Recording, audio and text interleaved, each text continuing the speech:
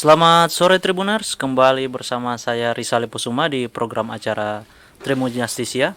Kali ini kita kembali menghadirkan tamu Advokat Eka Tindangen, di mana sebelumnya Bung Eka ini sudah dihadirkan ya kan, Ya, bicara soal masalah kekerasan seksual pada anak sebagai selaku ketua LPI, Lembaga Perlindungan Anak Indonesia Lembaga Sulawesi Perlindungan Anak Utara Indonesia, khususnya. Sulawesi Utara, Ya, LPI. dan sekarang kita menghadirkan Bung Eka ini untuk bicara masalah pos bantuan hukum.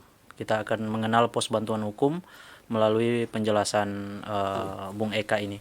Ya, gimana kabarnya Bung Eka? Baik, sangat baik, puji Tuhan. Untuk lebih jelasnya lagi, Pos Bantuan Hukum Sulawesi Utara, Oh ya, pos bantuan hukum Sulawesi Utara. Pos Bakum Sulut. Oh ya, itu memang pos bantuan hukum itu ada apa Pak? Ada ikatan dengan pos bantuan hukum yang di pusat atau Eh, lembaga? Pos Bantuan Hukum Sulawesi Utara memang dibentuk di Sulawesi Utara. Oh, khusus Sulawesi Utara Ya, ya. dan Pos Bantuan Hukum Sulawesi Utara, Pos Bakum Sulut, sekarang ini sudah bekerja sama dan masuk resmi di dua pengadilan. Oh iya iya iya. Dan itu melewati tes tes seleksi Ya. karena beberapa LBH lembaga bantuan hukum lainnya mencoba untuk masuk di pengadilan tersebut. Oh iya iya. Tetapi ya puji Tuhan kami Pos Bantuan Hukum Sulawesi Utara bisa lolos Oh iya. di Pengadilan Tata Usaha Negara Manado 1A Ya. wilayah Sulawesi Utara dan di Pengadilan Negeri Bitung. Oh iya. Negeri Bitung. Jadi pengurus kami yang sudah mempunyai cabang di sana, saya sudah menunjuk cabang di sana di wilayah Kota Bitung. Mereka menghandle masyarakat-masyarakat tidak mampu yang mencari keadilan uh, lewat konsultasi hukum dan advis hukum di Pengadilan Negeri Bitung. Gitu. Itu misalnya begini Pak, kan ada kan pos bantuan hukum itu tujuannya dibentuk untuk apa Pak? Ya, pos bantuan hukum tujuannya dibentuk untuk membantu masyarakat. Oh ya. Uh, Dasar daripada pos bakum, pos bantuan hukum atau LBH dalam hal ini eh, dibentuk adalah Undang-Undang Nomor 16 Tahun 2011 tentang bantuan hukum. Nah, di situ eh, dituntut seorang advokat paralegal untuk membantu masyarakat yang tidak mampu secara cuma-cuma. Memang sudah diatur dalam undang-undang itu dan dasar daripada membentuk pos bakum, pos bantuan hukum kami dalam hal ini di dalam ADRT kami disebutkan tentang undang-undang bantuan hukum tersebut nomor 16 tahun 2011 dan juga undang-undang advokat. Ya. Undang-undang advokat nomor 18 tahun 2003 di salah satu pasal berbunyi tentang bantuan cuma-cuma terhadap orang tidak mampu. Oh. Jadi advokat juga memang diharuskan secara undang-undang, amanah undang-undang menyampaikan ke para advokat yang sudah resmi dilantik dan disahkan lewat pengambilan sumpah ketua pengadilan tinggi sesuai dengan wilayah hukum mereka masing-masing. Lewat undang-undang memang menyarankan agar advokat menjalankan perintah undang-undang. Salah satu pasalnya adalah membantu secara cuma-cuma bagi orang yang tidak mampu. Oh, jadi misalnya kalau ada orang yang kan biasanya kan kalau orang mau sewa pengacara itu kan mereka untuk kalangan yang di bawah kan mereka harus berpikir juga kan karena Ya, ekonomi ya masalah ekonomi. jadi jangan takut kalau Oh datang ke ya. pengacara, nyampaikan saja bahwa saya dari kalangan orang tidak mampu, tanda kutip miskin ya, mohon kasus saya dibantu. Oh iya iya. Memang tugas dalam hal untuk membantu itu ada cakupannya, yaitu memberikan konsultasi hukum eh, secara benar, memberikan advis hukum secara benar, agar masyarakat itu tidak kabur dalam menjalankan atau meneruskan lah dalam hal ini untuk kasus hukumnya. Tetapi apabila dia dia mau dibantu secara pidana mungkin kami dari Posbakum Sulut bisa memberikan bantuan cuma-cuma hingga di pengadilan. Tapi untuk kasus perdata memang ada pendaftaran dan harus membayar uang ya, ada honornya, dananya. Itu lewat bank, bayarnya lewat bank. Jadi memang kalau perdata memang harus membutuhkan anggaran juga. Tapi kalau untuk pidana kami banyak membantu orang tidak mampu hingga di pengadilan sehingga putus. Oh, Gitu. Di dalam Undang-Undang Advokat tahun 2003 nomor 18 disebutkan dua. Jadi pengacara memberikan jasa advokat dibayarkan secara honorarium. Tetapi ada juga pasal yang menyatakan bahwa advokat itu membantu cuma-cuma kepada orang tidak mampu. Jadi selain dia di advokat itu memang dibayar honorarium secara profesinya sebagai advokat, dia juga harus membantu orang yang tidak mampu. Tetapi ada batasan-batasan ya, seperti yang saya sampaikan tadi, memberikan konsultasi hukum gratis, advis hukum. Kalau untuk pendampingan hingga ke pengadilan, ya dilihat kasusnya, apakah pidana maupun atau perdata. Kalau perdata, ya tadi yang saya sampaikan, ada anggaran-anggaran memang harus dibayarkan.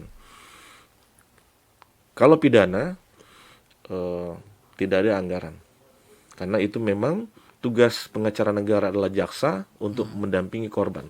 Kami dalam hal ini membackup dan memberikan penguatan kepada kepolisian tentunya untuk melengkapi saksi, untuk saksi yang dibutuhkan oleh kepolisian dalam hal penyelidikan ke penyidikan, kasusnya akan berganti status, itu membutuhkan saksi-saksi yang sesuai ketentuan. Nah, itu yang kami bantu, penguatan, dan mungkin investigasi dalam hal mencari tahu sebenarnya kasus kronologisnya kayak gimana sih sebenarnya. Di TKP kami minta keterangan beberapa orang yang dekat-dekat TKP sesuai dengan locus delicti-nya. Oh iya. Gitu. Itu prosesnya seperti apa, Pak? Misalnya saya kan orang yang butuh bantuan hukum. Saya tidak mampu bayar pengacara dan Betul. saya butuh bantuan dari pos bantuan hukum itu. Bagaimana caranya, Pak? Oke. Datang di pos bantuan hukum, kayak kami pos bantuan hukum Sulawesi Utara itu ada sekretariat kami ada di Malalayang ada. Tapi ada juga yang langsung di pengadilan. Nah, di Pengadilan Tata Usaha Negara kami mempunyai pelayanan dari Senin sampai Jumat. Dan ada petugas advokatnya di situ datang ke kami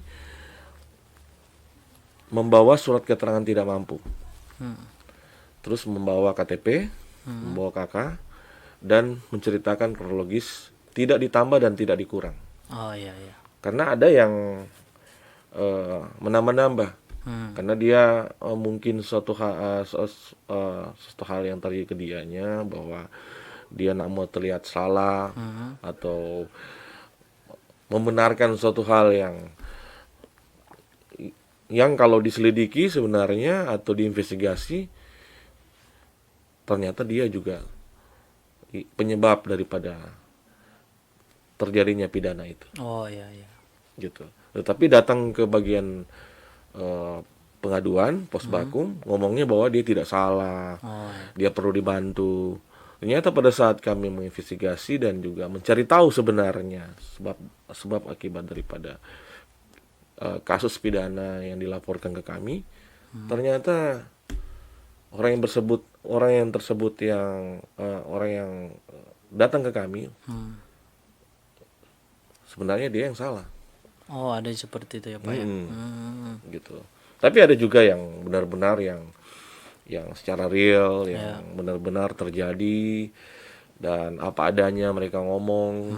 Ada juga yang memang benar-benar kami turunkan tim investigasi kami, bagian Posbakum itu ada bagian tim investigasi. Oh iya. Kami ada paralegal dan juga ada advokat memang advokat yang memimpin tim investigasi tersebut, ada anggotanya paralegal yang mencari tahu full Apakah bucket kasus case yang dilaporkan ke kami. Jadi kita tidak menerima mentah-mentah untuk kita memproses dalam hal ini, mengkoordinasi ke kepolisian, masuk di instansi apa sesuai dengan yang dimaksud. Tapi kita menginvestigasi dulu, kita full bucket dulu, data yang kita perlukan. Apabila sudah ada data dari tim investigasi, kami rapat, tim daripada Posbakum rapat, dan setelah rapat diputuskan untuk dibantu dan ditindaklanjuti.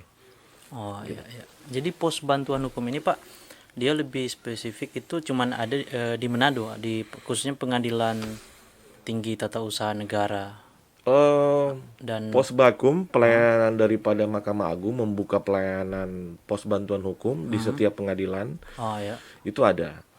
Cuma lembaga bantuan hukum yang lolos seleksi lah yang akan menjadi pos bantuan hukum, jadi ada menjadi macam-macam petugas piket. Oh, jadi ada macam-macam lembaga bantuan hukum Ya, gitu.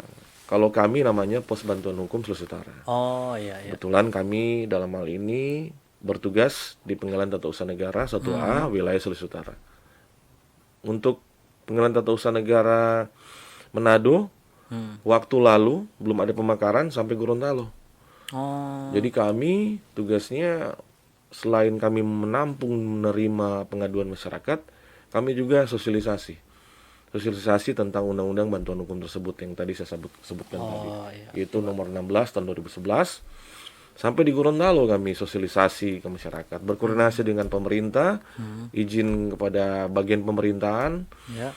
untuk di Pemkab atau di kota, untuk kami masuk di kecamatan, kelurahan untuk sosialisasi tentang bantuan hukum.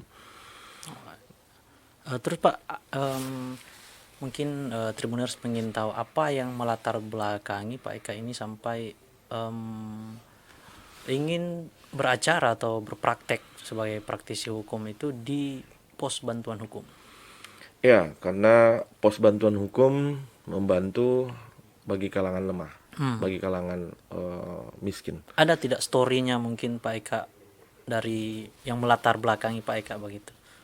Kayak kisah atau apa? Ya, di dalam hal ini saya awalnya bercita-cita menjadi dokter. Oh ya, ya, ya. Jadi cita-cita menjadi dokter tersebut niatnya untuk membantu orang sebenarnya, tapi di bidang medis untuk menyembuhkan orang. Tetapi waktu berjalan ternyata Tuhan tidak berkehendak lain. Ternyata saya garis tangannya bukan di kedokteran, sehingga saya pindah dari kedokteran ke hukum. Nah, hukum ada pasalnya, yaitu di advokat tersebut. Pada saat saya lihat membantu cuma-cuma masyarakat tidak mampu. Ditambah lagi setelah tahun 2011 disahkanlah undang-undang bantuan hukum. Nah, lebih spesifik lagi, undang-undang bantuan hukum tersebut lebih mantap lagi saya untuk menjalani bantuan terhadap orang masyarakat yang tidak mampu. Tapi di bidang ilmu, disiplin ilmu yang saya geluti hingga lulus. Jadi pada Saya akhirnya bercita-cita akhirnya bukannya awalnya dokter, sehingga saya ke advokat. Jadi Anda tidak pengacara. meneruskan studi dokter Anda? Iya, sudah putuskan untuk keluar dari dokter. Dan saya melihat ada undang-undang, kan ada kalau untuk di hukum itu kan di Fakultas Hukum kan ke notaris, ke advokat. Wah, kalau notaris kayaknya nggak berminat karena tidak ada dalam hal ini untuk lebih membantu masyarakat lah. Masyarakat tidak mampu. Dalam pendampingan, proses-proses dalam. Saya suka orangnya berkoordinasi dan ke lapangan. Makanya pada saat saya membaca undang-undang advokat tersebut, wah, ini kayaknya nyambung dengan visi saya, Oh iya. sehingga saya putuskan untuk masuk di Fakultas Hukum dan saya menjadi advokat. Sudah mengikuti pendidikan khusus advokat dulu, pendidikan khusus Oh iya. advokat. Setelah sudah lulus, saya magang. Setelah magang 2 tahun, saya masuk di suatu organisasi pengacara Ya. untuk pengambilan sumpah. Nah, kebetulan di organisasi pengacara IKADIN, Ikatan Advokat Indonesia, yang ketua umumnya adalah Prof. Todung Mulya Lubis, yang sekarang menjabat jadi duta besar Norwegia Islandia, hanya melihat Anda tinggal di Sulawesi Utara. Nah, ya. Tahun berapa itu Pak? Pas Ya pas tahun-tahun 2007 lah. 2007. 2007. Jadi kan saya sudah membaca-baca dulu kan dari 2003 ini undang-undang ini. Tapi saya harus menempuh dulu prosesnya magang dan macam. Saya magang di kantor advokat, pengacara di Jakarta dulu. Terus Pak Prof. Todung Mulya Lubis, beliau praktisi hukum dan lama di Lembaga Bantuan Hukum Indonesia LBHI. LBHI. Beliau sama-sama dengan Buyung Nasution. Oh iya iya. Pokoknya para praktisi hukum senior yang lama. Saya bilang iya Pak Prof. Ya udah, jalankan IKADIN di Sulawesi Utara. Saya memberikan mandat Anda untuk menjalankan organisasi IKADIN. Ya. Nah setelah beliau menyampaikan ke saya pada saat setelah saya sudah disumpah, sudah diambil sumpah, Oh iya iya. sudah resmi menjadi sudah seorang menjadi pengacara. pengacara. Karena seorang pengacara itu resminya bukan penteng-penteng bawa kartu advokat, Oh iya iya. tapi dia harus menunjukkan berita acara sumpah. Kalau dia sudah bisa menunjukkan berita acara sumpah yang bercap pengadilan tinggi sesuai dengan wilayah hukum di mana KTP dia berada, itu dia resmi sebagai advokat yang sudah diambil sumpah oleh negara. Ngomong-ngomong Pak, ada enggak saya pernah baca satu artikel yang membahas bahwa advokat dan pengacara itu berbeda. Pada intinya sama lah. Oh, pada intinya sama. Pengacara itu kan bahasa Indonesia. Oh iya iya. Advokat itu diadopsi dengan bahasa luar, Oh iya. gitu ya. Intinya sama. Advocate. iya. Advocate. Advocate. Advocate. Ini Pak, saya mau bertanya soal kembali lagi ke pos bakum ya Pak. Pos bantuan hukum. Sulawesi Utara. Khususnya untuk Sulawesi Utara itu, jadi Bapak sendiri yang Pak Eka sendiri yang membangun pos bakum itu atau ada Iya, memang dorongan dari teman-teman Iya, lain? baik. Ide dari saya, gagasan dari saya, tapi sekarang ini saya dibantu oleh kepengurusan yang ada. Oh iya iya. Jadi pengurusan di Sulawesi Utara, sekretaris advokat yang sekarang kepengurusannya adalah Wensi Richard, Oh, sarjana hukum.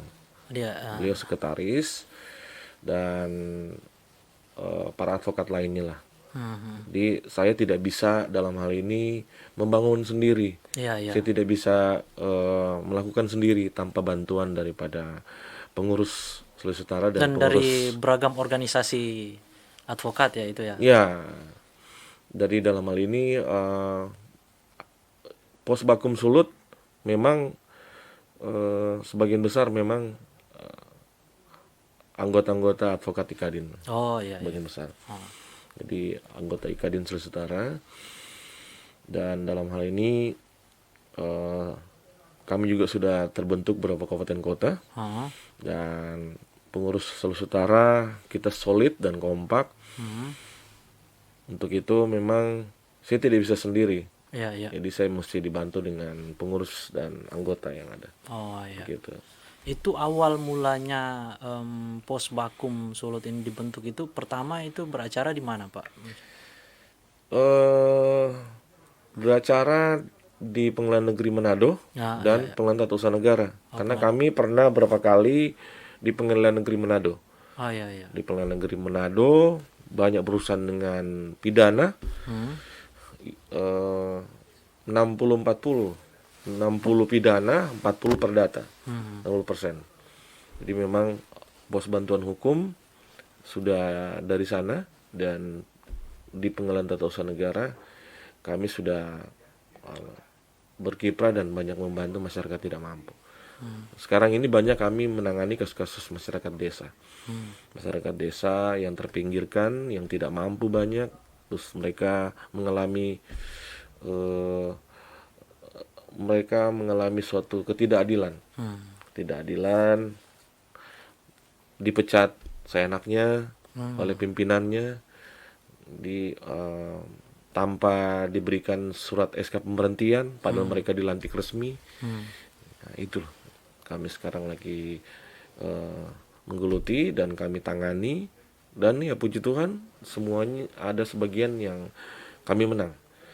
Kami sebagian menang, nah juga ditolak. Kalau hal tolak dan menang itu hal yang biasa, tapi suatu kebanggaan tersendiri bagi masyarakat yang kami bantu.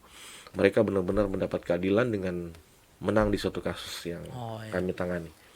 Jadi mereka dipulangkan jabatannya, gajinya diberikan kembali. Ya, suatu kebanggaan. Pos bantuan hukum bisa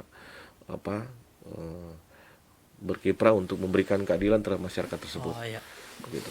Jadi Pak, kalau misalnya ada satu kasus pidana yang dilakukan oleh seorang anak ya kan, orang yang masih di bawah umur itu. Nah, kayak sekarang ini nih. Itu. Sudah 5 kasus, bayangkan. Iya.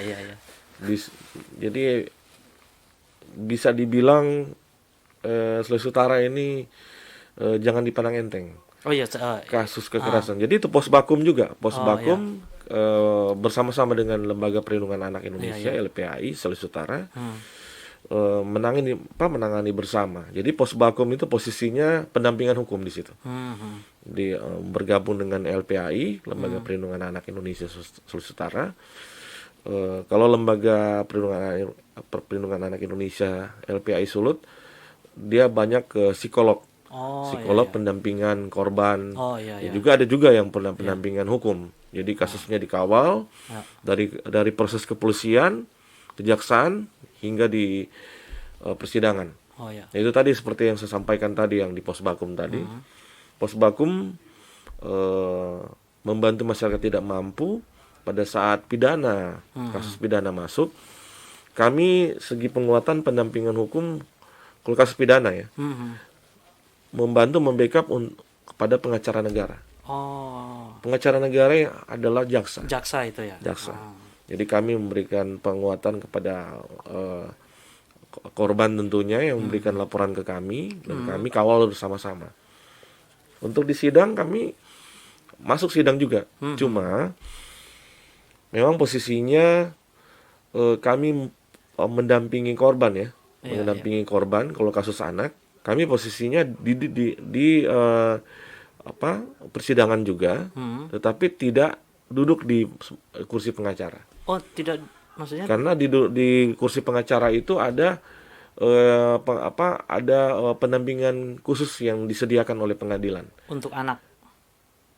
Pelaku anak. Pelaku anak. Kalau kami dari segi korban anak, kami ada di pengadilan tetapi tidak duduk di kursi pengacara. Jadi cuma memantau begitu, Pak? Memantau tapi ikutin jalan persidangan. Ikutin jalan persidangan. Gitu. Jadi kami sebelum persidangan dimulai, kan pemberkasan dari kepolisian. Dan P21 di kejaksaan. Nah, kejaksaan melihat berkas itu apakah sudah lengkap atau belum. Kalau sudah lengkap, itu namanya P21. P21 itu P21 berkas sudah lengkap. Sudah bisa diajukan di pengadilan. Tetapi sebelum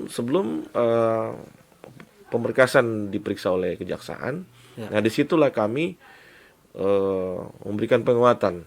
Saksi dilengkapi gimana, terus juga kami koordinasi dengan jaksa sekiranya masih ada kurang ini, sehingga jaksa mengembalikan berkas tersebut namanya P19 ke kepolisian. Kepolisian untuk dilengkapi. Untuk dilengkapi lagi. Misalnya ada usulan dari pengacara korban bahwa Pak, kok saksinya yang ini tidak diperiksa, padahal dia melihat. Kan. Atau bukti-bukti lain lah. Sehingga jaksa kembalikan lagi ke kepolisian. Penyidik tolong dilengkapi. Ini. ya kan. Jadi poin-poinnya ini. Setelah sudah lengkapi, berkas balik kembali, terus sekiranya sudah lengkap, baru namanya P21. Oh, Nah, setelah itu persiapan untuk pemberkasan untuk diajukan di pengadilan oh iya. jaksa oleh pengacara negara. Acara negara. Oh, Ya, jaksa lah. jaksa dalam hal ini apa ya? Ya. Nah, Pak, kalau untuk proses ini Pak, pelaku anak. Pelaku anak Ah. itu biasanya bapas. Oh, Ya, Bapak bapas yang mendampingi pelaku anak tersebut. Biasanya prosesnya pertama mediasi dulu. mediasi. Bapas mengajak untuk pihak korban. Nah, kalau pihak korban, kami Posbakum Sulawesi Utara yang mendampingi, ya kami juga disertakan di situ.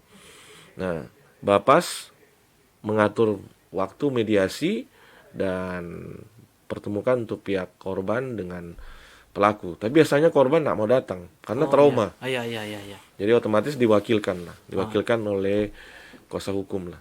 Kuasa hukum, kami kan pendamping daripada, kami kan dilaporkan oleh orang tua korbannya atau korban juga datang sendiri ke kami minta bantuan untuk pendampingan hukum.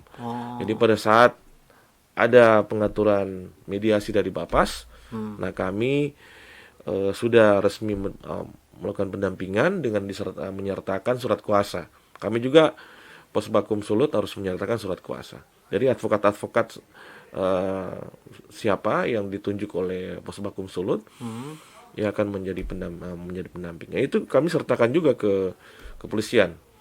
Kepolisian, kejaksaan bahwa kami resmi ada surat kuasa dari korban. Iya. Nah, pada saat Bapas mengatur mediasi, kami yang mewakili korban tidak ada titik temu, mediasi gagal. Jadi berarti proses jalannya proses yang sudah diajukan oleh kejaksaan ke pengadilan Harus tetap lanjut jalankan. Karena kasus anak kasus yang luar biasa. Iya kan, iya Pak ya. Tetap lanjut. Walaupun mediasi berhasil, misalnya ada ganti rugi dan korban mau menerima uang tersebut, harus dijalankan gitu. Karena ini kasus luar biasa, ini sama kayak kasus narkoba ini. Iya. Kasus narkoba, teroris, kan kasus anak ini jangan dipandang enteng. Nah, Sulawesi Utara sekarang ini jangan dipandang enteng. Makanya kami dari Posbakum Sulut dan juga LPI Sulut berkehendak dan juga meminta kepada Kapolda mohon dipercepat kasusnya. Kasusnya dipercepat. Jadi jangan dilama-lamakan lagi. Dan kalau bisa pelakunya segera ditangkap dan diproses secara hukum. Dan untuk kasus ini tolong diberikan pasal yang seberat-beratnya. Gitu. Oke. Mungkin kita akan lari dari topik kita kan Posbakum. Ya, kita akan lari sedikit dari topik. Karena berhubungan ya Posbakum LPI ada hubungannya.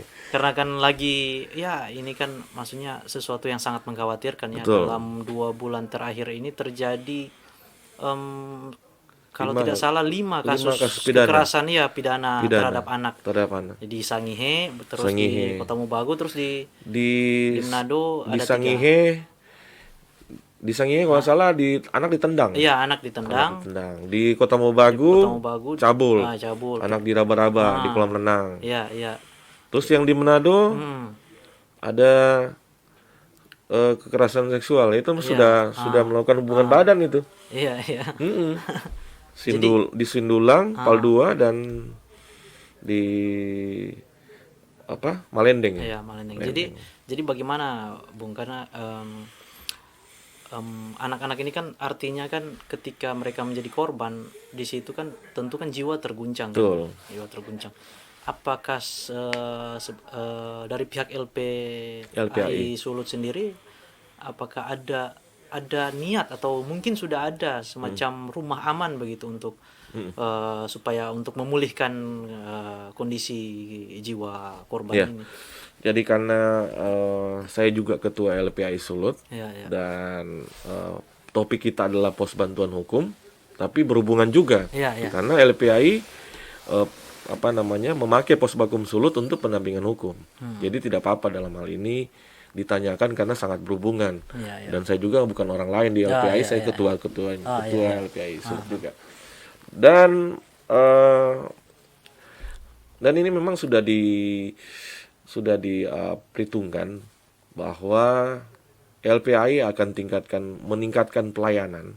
Pelayanan bukan cuma pendampingan terhadap korban dalam segi hukum dan pendampingan ke korban dalam psikolog, tapi kami juga memberikan pelayanan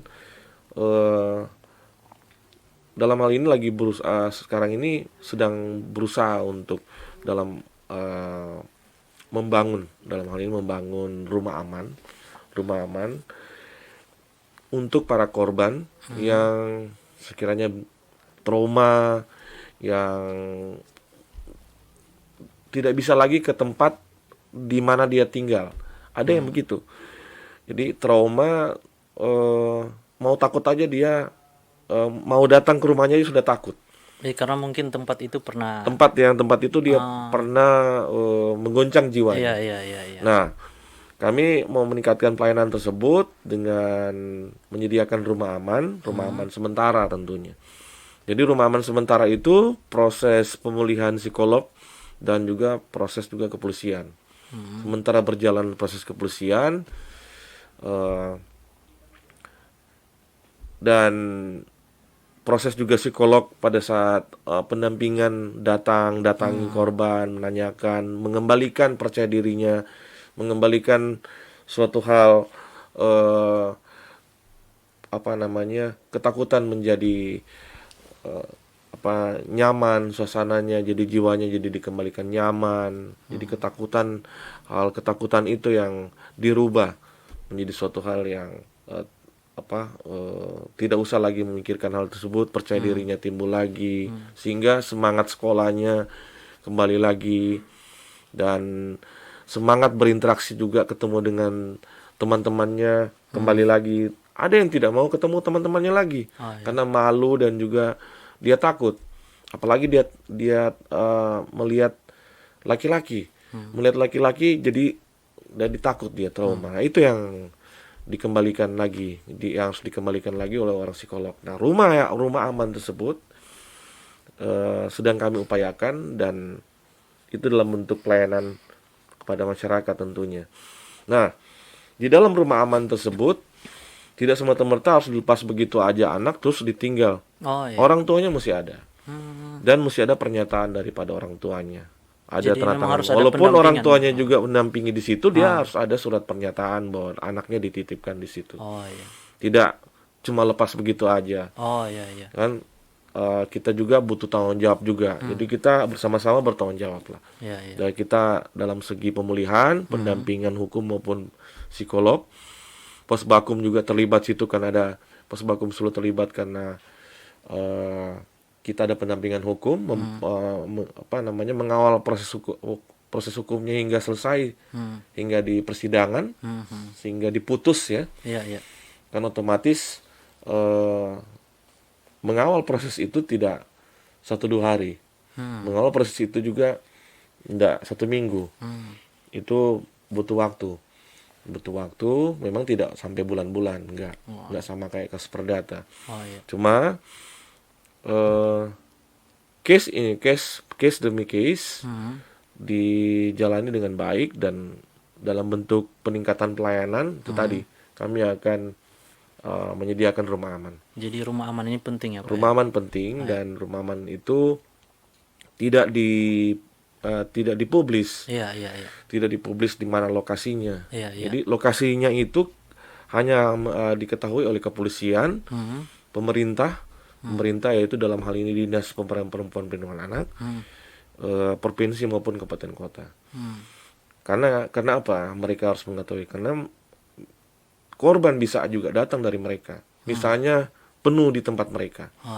Datang ke LPAI Lembaga Perlindungan Anak Indonesia Sulawesi Utara, kami menerima dengan welcome, kami menerima, tapi mengikuti ketentuan, mengisi data-data yang kami sudah siapkan, form daripada. Untuk biaya kami tidak tidak kenakan biaya. Kalau orang tuanya dalam hal ini menyediakan makanan untuk anaknya, silakan, welcome. Intinya kami tidak mengecas ada biaya tertentu. Ya. Gitu ya. Ini karena misi kemanusiaan dan misi sosial. Dalam hal ini kami benar-benar menjalankan tugas Lembaga Perlindungan Anak Indonesia, peningkatan dalam hal kemanusiaan sosial. Oh ya, selaku Ketua LPAI Sulut ya Bang Ika ya. Dan juga pos bantuan Iya, hukum dan pos Sulawesi Utara. bantuan hukum. Adakah semacam sosialisasi begitu ke masyarakat terkait bagaimana kemudian bisa cara-cara untuk meredam kasus-kasus seperti ini? Iya, kami memang pernah dibantu oleh suatu koran, Ya. salah satu koran, tapi koran tersebut sudah tidak lagi memuat kolom kami, yaitu Pos Bantuan Hukum dan juga Lembaga Perlindungan Anak Indonesia, hubungi kontak person ini.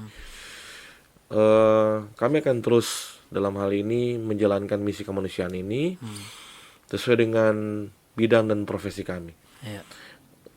Dan ini adalah bentuk sosialisasi sebenarnya. Bentuk Ya. sosialisasi. Ya. Jadi dengan Tribun Justice membantu juga masyarakat agar edukasi yang sekarang diberikan kepada masyarakat dan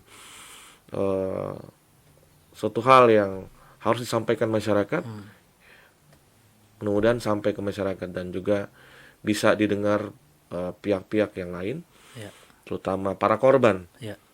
Jangan takut melapor, karena semakin cepat Anda melapor, tidak berkeliaran para pelaku-pelaku predator di luar. Dan masyarakat juga dalam hal ini harus aktif ya Pak ya? Harus aktif. Semua kita harus aktif, karena kekerasan seksual yang terjadi di Sulawesi Utara ini jangan dianggap enteng. Berdekatan Desember dengan Januari sudah ada 5 kasus. Iya, itu aduh. Ini berrentetan. Jadi kita harus melihat dari segi situasi juga. Memang situasi pandemi ini berpengaruh juga. Dan situasi 4.0 era digitalisasi dan medsos juga berpengaruh sekali. Untuk pemicu-pemicu pornografi sekarang Kementerian Kominfo sekarang memberantas 10 timbul 100. Ya kan? Sangat dahsyat sekali. Memang pemicu-pemicu pornografi ini membangkitkan gairah-gairah para predator dalam hal ini tetap melaksanakan kegiatan biadabnya itu tetap terjadi. Kalau bukan kita, dari kita juga yang melaksanakan dalam hal pencegahan, siapa lagi? Untuk itu media-media dalam hal ini memang peran aktif media juga dalam hal ini untuk turut melakukan pencegahan. Itu yang kami sangat harapkan. Oke, Pak. Jadi kami dari Pos Bantuan Hukum Sulawesi Utara, saya sebagai Ketua Pos Bakum Sulawesi Utara, menghimbau kepada masyarakat apabila ada kasus pidana perdata, silakan datang ke kami untuk berkonsultasi hukum gratis dan memberikan advies hukum gratis. Tapi untuk case tertentu ada bayarannya. Semacam perdata tadi saya sampaikan. Jadi apabila datang ke kami Pos Bantuan Hukum, cukup membawa surat keterangan tidak mampu, KTP, KK, dan bukti-bukti terkait apa-apa yang perlu disampaikan sesuai dengan case yang dimaksud. Oke. Begitu. Oke Pak, masih ingin berdiskusi lebih jauh sih, tapi Iya, ya mungkin waktu ya, ya waktu waktu yang sudah memisahkan ya. ya waktu Iya, yang sudah iya, iya. memisahkan mungkin Saya ya. dengan semangatnya datang ke studio walaupun cuaca Iya, iya, tidak iya. mengizinkan, Ah, tapi tetap ah, apa namanya, kerinduan datang. iya. Karena apa?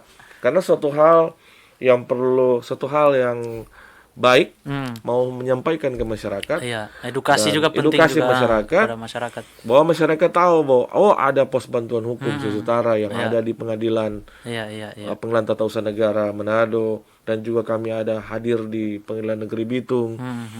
Dan apabila kalau misalnya mau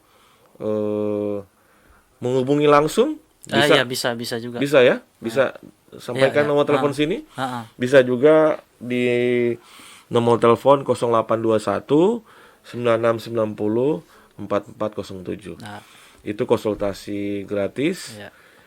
dan mau ditindaklanjuti proses hukumnya, pidana maupun perdata, melampirkan surat keterangan tidak mampu. Itu nomor tadi untuk Posbakum dan LPAI ya, Pak ya? Ya, itu tadi Posbakum dan LPAI. Karena saya ketua LPAI Sulut Iya, kan. iya, iya, iya. Saya juga ketua Posbakum Posbakum, Sulut. iya. Jadi nyambung karena Iya, ada nyambung kan? keterkaitan. Ah, ah, ah. LPAI membutuhkan Posbakum Sulut, Iya, pengacara-pengacara yang idealis dalam hal pendampingan hukum. Iya. Jadi memang Pak Eka ini dengan kasus ini memang kerja maksimal ini, Pak ya? Kerja maksimal, dan para pengacara-pengacara dari organisasi lain selain Ikadin juga silakan bergabung. Untuk segi kemanusiaan, marilah kita bersama-sama menjalankan amanah undang-undang yang tadi saya sampaikan, nomor Undang-Undang 18 tahun 2003, memberikan bantuan cuma-cuma terhadap tidak mampu, Ini kasus terhadap orang tidak mampu. Oke, Pak, ini kasus-kasus di Sulawesi Utara yang terjadi berdekatan ini mendapat sorotan dari pusat, dari LPAI pusat. Dapat sorotan.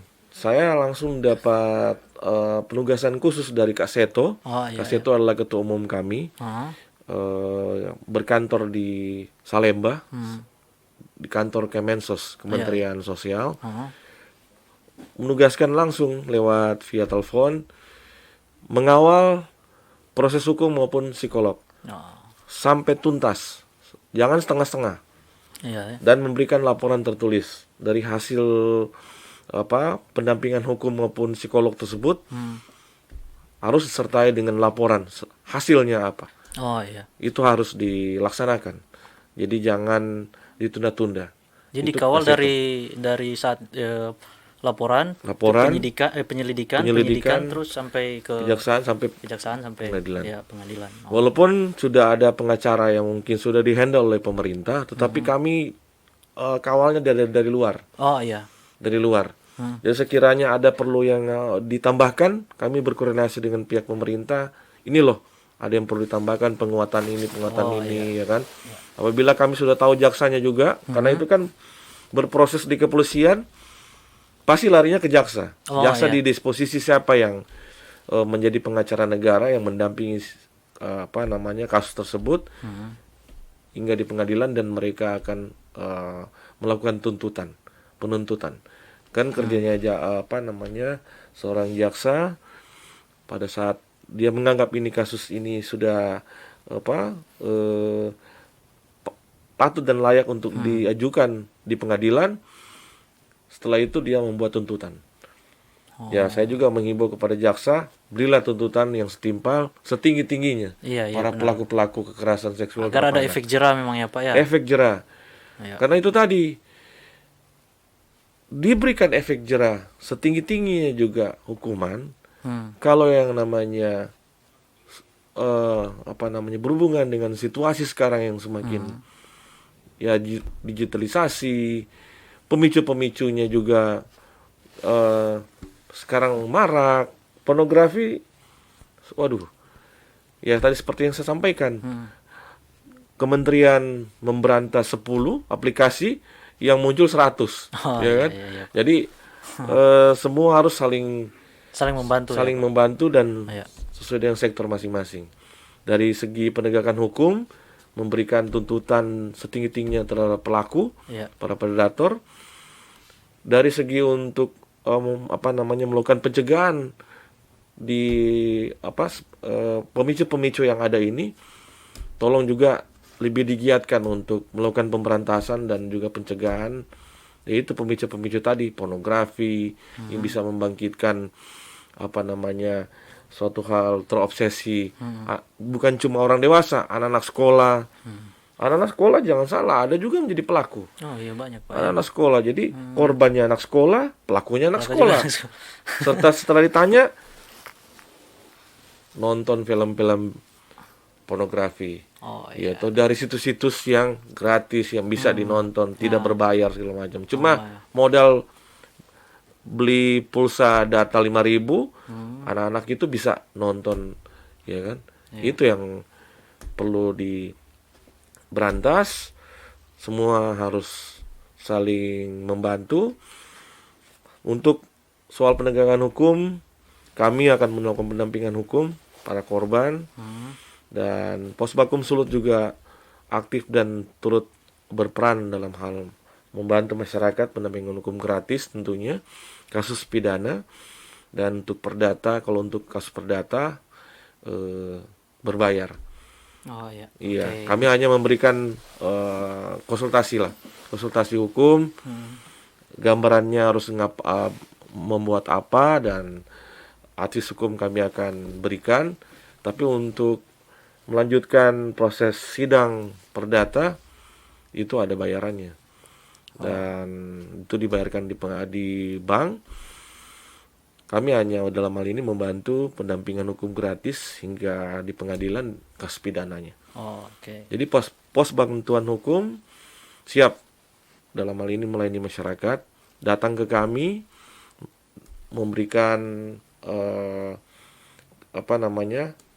berkas yang tadi seperti yang saya sampaikan tadi, yaitu surat keterangan tidak mampu dari kelurahan tentunya, KTP, KK, dan dokumen apa yang diperlukan. Sesuai dengan perkara yang dilaporkan ke kami. Oh, oke, siap. Begitu. Oke, demikian Tribuners, kita telah mendengarkan penjelasan dari Advokat Eka Tindangen. Tadi kita telah membahas tentang bagaimana Posbakum itu dan bagaimana prosesnya bisa mendapat bantuan hukum. Kemudian kami juga banyak tadi bercerita tentang kasus kekerasan di Sulawesi Utara yang untuk di tahun pertama ini cukup di bulan pertama ini cukup mengkhawatirkan. Dan jangan dipandang enteng. Iya, dan jangan dipandang enteng ya, karena ini memang sangat mengkhawatirkan. Betul. Oke. Ya, dipandang enteng, semua harus terlibat. Semua harus terlibat. Demikian Tribuners, perjumpaan kita pada sore hari ini. Mungkin dari Pak Eka ada closing statement. Ya, closing statement saya sebagai Ketua Pos Bantuan Hukum Sulawesi Utara tentunya, dan juga sebagai Ketua Lembaga Perlindungan Anak Indonesia Sulawesi Utara, LPAI Sulawesi Utara, mengimbau kepada masyarakat, apabila mau dibantu kasus permasalahan hukum, pidana maupun perdata, silakan berhubungan dengan Pos Bantuan Hukum Sulawesi Utara, Posbakum Sulut. Kami posisinya ada di Pengadilan Tata Usaha Negara dan di Pengadilan Negeri Bitung. Apabila ada warga Bitung, silakan ke Pengadilan Negeri Bitung, dan apabila ada di seputaran Sulawesi Utara, silakan ke Pengadilan Tata Usaha Negara. Kami Pos Bantuan Hukum bersedia membantu masyarakat dan melengkapi data, membawa surat keterangan tidak mampu dari kelurahan dan KTP, KK, dan data-data yang akan diproses hukum sesuai dengan yang dilaporkan. Kami bersedia untuk membantu pidana hingga di persidangan. Tapi kalau untuk kasus perdata tentu ada bayarannya, dan kami hanya memberikan bantuan hukum, konsultasi hukum, dan advis hukum. Selebihnya karena perdata ada bayarannya, para penggugat yang dimaksud silakan untuk menyelesaikan sendiri. Untuk dari segi pengacara tidak usah dibayar, tetapi membayar gugatan saja. Nah, untuk itu kami sampaikan juga pesan dari Lembaga Perlindungan Anak Indonesia, Sulawesi Utara, LPAI Sulut, bahwa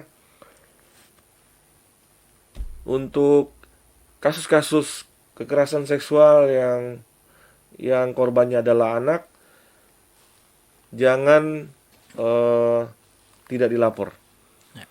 Karena semakin Anda tidak melapor, malu maupun aib, maka para pelaku lebih berkeliaran dan juga tidak bisa terungkap kasusnya. Untuk itu, himbauan agar cepat melapor ke kepolisian atau kelapor ke LPAI Sulawesi Utara. Mari kita bersama-sama menuntaskan dan mengungkap kasus. Semakin cepat melapor, semakin cepat terungkap. Ya. Demikian dari saya. Sekian, terima kasih.